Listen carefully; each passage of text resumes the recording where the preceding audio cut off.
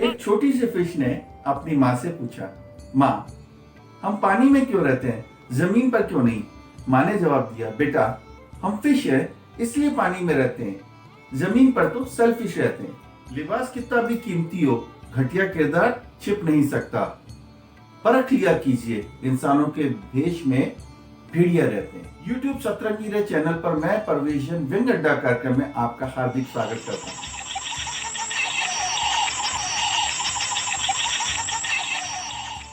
खुद को बिखरने मत देना कभी किसी हाल में।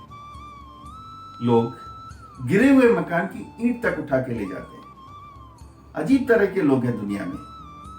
अगरबत्ती भगवान के लिए खरीदते हैं और खुशबू खुद की पसंद की तय करते हैं।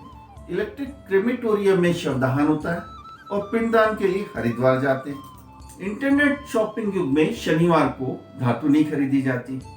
इलेक्ट्रिक वोटिंग मशीन से वोट डलवाने वाले नेतागण ज्योतिषियों से पूछकर सीट ग्रहण करते हैं। कैटवॉक का रस लेकर आ रहे दर्शक सड़क के बीच बैठी बिल्ली को देखकर गाड़ी रोक देते हैं, कहीं रास्ता ना काट दें। सतरंगी रे चैनल के व्यंग अड्डा कार्यक्रम में आज अड्डेबाजी करने के लिए आ रहे वरिष्ठ व्यंग्यकार हरीश नवल जी। व्यंग की परिणति करुण पक्ष में परिणित होने की है। बौद्धिक गांभीर्य आवश्यक है। व्यंग हेतु पाठक व श्रोता दोनों को ही बौद्धिक होना चाहिए। व्यंग के पौधे को जड़ से सींचना होता है। पत्तों को सींचने पर व्यंग बहुत कम पनप पाता है। व्यंग का प्रथम गुण सूक्ष्म पर्यवेक्षण है। श्रीनगर गढ़वाल विश्वविद्यालय, चेन्नई विश्वविद्यालय, जीवाजी ग्वालियर विश्वविद्यालय, रुहेलखंड विश्वविद्यालय से व्यंग्यकार हरीश नवल के साहित्य पर एमफिल व पीएचडी के लिए शोध प्रबंध पारित है। आपके व्यंग्य साहित्य पर 16 शोध कार्य हो चुके हैं। आपकी रचनाओं को पंजाब विश्वविद्यालय, उस्मानिया विश्वविद्यालय, मुंबई शिक्षा बोर्ड, दशम नेशनल ओपन स्कूल तथा साउथ पैसिफिक विश्वविद्यालय में सम्मिलित किया गया है। आपने 31 टीवी कार्यक्रम, धारावाहिक आदि जिनमें संसार, थोड़ी खुशी थोड़ा गम, निष्काम ऋषि, हिंदी रंग यात्रा, थोड़ी सी जिंदगी भी सम्मिलित है। आपने 100 से अधिक रेडियो कार्यक्रम, धारावाहिक, नाटक इत्यादि का लेखन किया है। आपके लेखन की यदि बात की जाए तो आपकी प्रकाशित कृतियों में बागपत के खरबूजे, पीली छत पर काला निशान, दिल्ली चढ़ी पहाड़, मादक पदार्थ, आदि छुट्टी की घुट्टी, रेतीले टीले का राजहंस, दीनानाथ का हाथ, कुछ व्यंग की, कुछ व्यंग्यकारों की, वाया पेरिस आया गांधीवाद, वीरगढ़ के वीर, मेरी 51 व्यंग्य रचनाएं, निराला की गली में हिंदी नाटक 3 दशक, रंगमंच संदर्भ, नव साहित्य की भूमिका, माफिया जिंदाबाद, शब्दों के झरोखों से छोटे पर्दे का लेखन इत्यादि हैं। आपकी संपादित कृतियां हैं भारतीय मनीषा के प्रतीक, रंग एकांकी, गद्य कौमुदी, धर्मवीर भारती के नाम पत्र, व्यवहारिक हिंदी, शिव शंभू के चिट्ठे और अन्य निबंध साहित्य सुबोध हैं। आपकी 100 से अधिक पुस्तकें साझा प्रकाशन में प्रकाशित हुई है। आपकी रचनाएं अंग्रेजी, मराठी, गुजराती, बुल्गारियन, उर्दू व डोंगरी में अनुदित हुई है। आपकी देश विदेश की प्रमुख पत्र पत्रिकाओं में लगभग 1500 रचनाएं प्रकाशित हुई हैं। आपके स्तंभ India today, Navbharat times, Delhi press की पत्रिकाएं, कल्पांत, राज सरोवर, जनवाणी मॉरिशस इत्यादि हैं। आपकी साहित्यिक एवं सांस्कृतिक यात्राओं की बात की जाए तो आप विजिटिंग व्याख्याता रहे हैं सोफिया विश्वविद्यालय बुल्गारिया के, मुख्य पर्यवेक्षक रहे हैं मॉरिशस विश्वविद्यालय, विजिटिंग वक्ता रहे टोक्यो विश्वविद्यालय व ओसाका विश्वविद्यालय जापान तथा हांगकांग। आपने America, Canada, England, France, Japan, Belgium, Germany, Switzerland, Greece, Austria, Thailand, Oman, चेक, हंगरी, अबू धाबी इत्यादि 49 देशों की साहित्यिक व सांस्कृतिक यात्रा की है।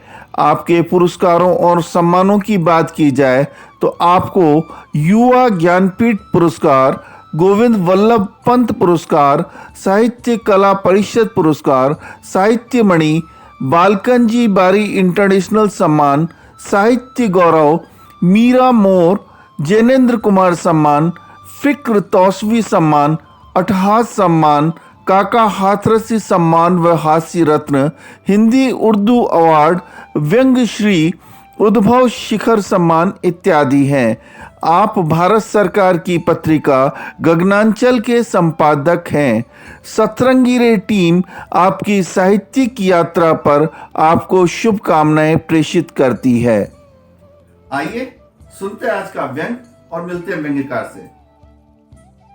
नमस्कार, मैं हरीश नवल आपकी प्रतिष्ठा में एक व्यंग्य प्रस्तुत कर रहा हूँ। विक्रमार्क, बुढ़िया और सराय रोहिल्ला। विक्रमार्क ने हठ नहीं छोड़ी और एक बार फिर बेताल का शव पेड़ से उतार कंधे पर लादा और सदा की भांति मौन अपनी राह पर चल पड़ा। बेताल ने कुछ देर बाद कहा, राजन, मुझे तुम पर तरस आता है। तुम्हारा रास्ता काटने के लिए आज तुम्हें मैं तुम्हारी राजधानी दिल्ली का ही एक किस्सा सुनाता हूँ। दिल्ली का एक आम इलाका है सराय रोहिल्ला। वहाँ बशेश्वर नाथ अपनी पत्नी और बच्चों के साथ रहता है। लोअर मिडिल क्लास से ताल्लुक़ रखता है। उसके दो बड़े भाई दिल्ली में ही अलग अलग जगहों पर रहते हैं। एक इकलौती बहन है जो शादी के बाद अपने पति के साथ हापुड़ में रहती है। इन चारों की माँ मेरे किस्से की नायिका है। बुढ़िया प्राग ऐतिहासिक हो चुकी थी। शरीर की शक्ति लगभग चुक गई थी और चूंकि उसके तीनों बेटे उसके हाथों से निकलकर किसी और हाथों में खेल रहे थे, अतः वह बेचारी मेरठ में अपने छोटे भाई के साथ रहकर दिन काट रही थी। एक दिन होनी ऐसी हुई कि उसके भाई की मृत्यु हो गई। भाई के पुत्र ने सराय रोहिल्ला में बशेश्वर नाथ को तार दे दिया कि वे आएं और अपने चल संपत्ति माँ को ले जाएं, वो जो भाई के गम में अचल हो रही है। हाँ राजन, मैं तुम्हें बता दूं कि मेरठ वाले की डायरी में सराय रोहिल्ला वाले का ही पता था। बेताल ने सांस रोक लेकर फिर किस्सा शुरू किया। बशेश्वर नाथ को जब तार मिला, उस समय वह पत्नी विहीन हो सुखी जीवन व्यतीत कर रहा था। पत्नी मायके गई हुई थी। वह माँ का सबसे छोटा और लाडला बेटा था, इसलिए उसके हृदय में माँ के लिए कहीं थोड़ी सी वैकेंसी थी। वह तुरंत मेरठ गया और माँ को सराय रोहिल्ला अपने घर ले आया। माँ भाई के गम और बुढ़ापे की वजह से क्षीण हो गई थी। यहाँ 2 दिन तो आराम से कटे, किंतु तीसरे दिन जैसे ही श्रीमती बशेश्वर नाथ बच्चों के साथ लौटी तो लौटते ही उसकी छाती पर काला भुजंग लौट गया जब उसने देखा कि उसके बिछौने पर सास जी लेटी हुई हैं और पतिदेव टेम्परेचर ले रहे हैं। बड़ी कठिनाई से श्रीमती नाथ ने अपना टेम्परेचर डाउन किया। फॉर्मल नमस्कार चमत्कार के बाद पहला काम तो बहू रानी ने यह किया कि सास को अपने बिछौने से हटाकर पीछे कोठरी में उसकी उम्र से मेल खाती हुई चारपाई सी किसी वस्तु पर स्थानांतरित कर दिया और फिर भीतर आकर बशेश्वर नाथ पर चढ़ बैठी। क्यों जी, एक तुम्ही लाडले श्रवण कुमार थे जो डोली में बिठाकर बुढ़िया को सराय रोहिल्ला तीर्थ पर लाकर पुण्य कमा रहे हो। बाकी दोनों सौतेले थे जो मेरी जान को यही आफत लानी थी, आदि आदि। इधर बुढ़िया डूबे में माफ कीजिएगा, इधर बुढ़िया बुखार में डूबी हुई थी। यह डायलॉग सुनकर उसका दिल भी डूबने लगा। लेकिन तभी तिनके का सहारा मिला जब बशेश्वर नाथ ने क्रोध दबाते हुए कूट शैली में जो कहा वह उसने सुना। वह अपनी पत्नी से कह रहा था, भगवान देखो, अब ये उनकी विदा बेला है, जाने कब चली जाए। मैं तो उन्हें जानबूझकर यहाँ लाया हूँ ताकि लोग देखें और कहें कि अंतिम वक्त में बशेश्वर की घरवाली ही काम आई। सबसे छोटी बहू थी, लेकिन सास का ख्याल तो भैया उसी को सबसे ज्यादा था। फिर माँ कौन सा तंग करेंगी, पड़ी रहेंगी कोठरी में। खा पी ज्यादा सकती नहीं है, राशन कार्ड में उनका नाम बढ़वा देंगे और राशन कर देंगे ब्लैक। क्यों? बुढ़िया ने बेटे के कथन में से अपने मतलब का सार गह लिया और बाकी थोथा समझकर उड़ा दिया। और इधर श्रीमती बशेश्वर नाथ ने एक अरसे के बाद पति को समझदार विशेषण से विभूषित किया। बहन भाइयों तक खबर पहुंची कि माँ बीमार है और सराय रोहिल्ला में ही है।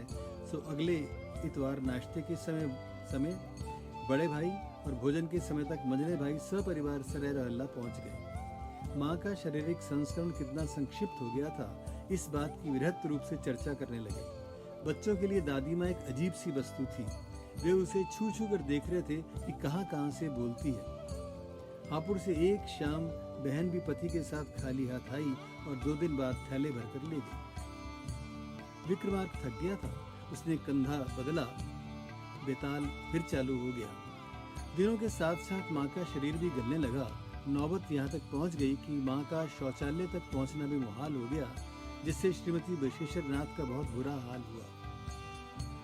बच्चों के धोने पहुँचने से उन्हें किसी तरह छुटकारा मिला था, लेकिन अब बुढ़िया ने भूली दास्तान बहुत जोर शोर से दिला दी। सुनिए, कुछ दिन तो दारू बशेश्वर नाथ पीता था और दवा उसकी माँ की गई। पर फिर श्री और श्रीमती नाथ को बोध हुआ कि यदि दवाएं चलती रहें, रसनी मिलती रहें, तो बुढ़िया भी न जाने कब तक चलती रहेंगी।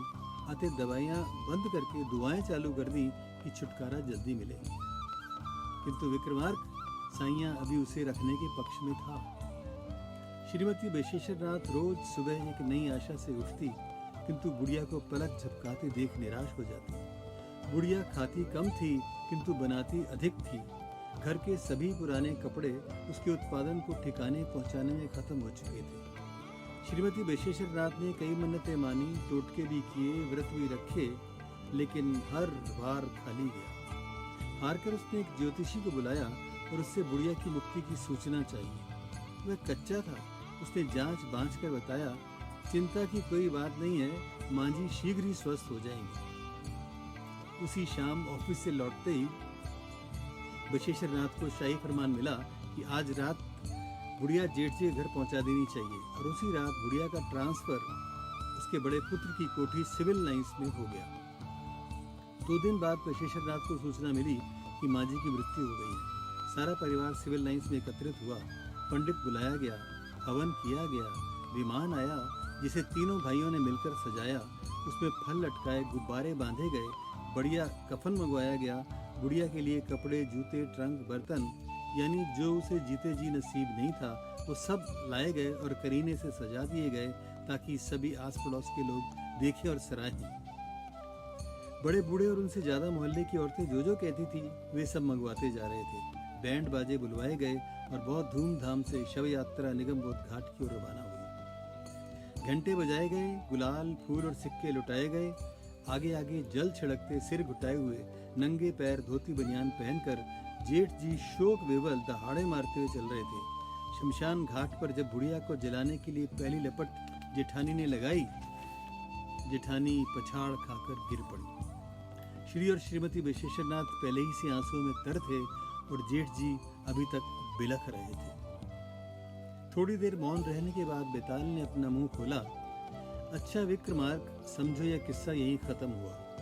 अब इससे संबंधित मेरे प्रश्नों के उत्तर जानबूझकर नहीं दोगे तो तुम्हारा सिर टुकड़े टुकड़े हो जाएगा। प्रश्न है कि जब श्रीमती और बशेश्वर नाथ बुढ़िया की मृत्यु ही चाहते थे, तो भी इनके आंसू क्यों निकल रहे थे? दूसरे जेठ जी बिलख क्यों रहे थे और जेठानी पछाड़ खाकर क्यों गिरी? विक्रमार्क ने कुछ देर सिर खुजलाने के बाद उत्तर दिए। जेठानी इसलिए पछाड़ खाकर गिरी कि उन्हें यह अनुमान नहीं था कि बुढ़िया के मरने पर इतना अधिक पैसा खर्चा करना पड़ेगा। खर्चे का हिसाब लगाते उन्हें गश आ गई और वो गिर गई। श्री और श्रीमती नाथ इसलिए आंसू बहा रहे थे कि 2 दिन बुढ़िया को और अपने पास रखते तो जो यश आज जेठ जेठानी को मिल रहा है वह उन्हीं को ही मिलना था। और जेठ जी वे इसलिए बिलख रहे थे कि फैशन परस्त होते हुए भी माँ के मरने पर उन्हें सिर मुंडवाना पड़ा। जो विक्रमार्क का मौन भंग होते ही बेताल का शव छूट कर वापस उसी पेड़ पर लटक गया।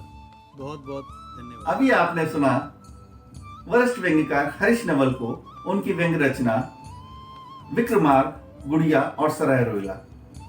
इस व्यंग्य को देखकर अगर आप में भी व्यंग्य लिखने की इच्छा जागृत हुई है या आप व्यंग्यकार हैं, तो स्क्रीन पर दिए हुए नंबरों पर अपना व्यंग्य वीडियो भेजिए। व्यंग्य अड्डा कार्यक्रम में हम आपकी वीडियो को अवश्य सम्मिलित करेंगे और जन जन तक प्रसारण करने में आपके सहयोगी बनेंगे। दोस्तों, अगर आपको हमारा चैनल पसंद आ रहा हो, आप कमेंट बॉक्स में कमेंट दीजिए। हमारे चैनल को अगर अभी तक आपने सब्सक्राइब नहीं किया है, सब्सक्राइब कीजिए, लाइक कीजिए, शेयर कीजिए। व्यंग अड्डा कार्यक्रम में मैं परवेश जैन फिर आपसे मिलूंगा किसी और दिन किसी नए व्यंग्यकार के साथ। तब तक अपना ध्यान रखिए, अपनों का ध्यान रखिए। नमस्कार।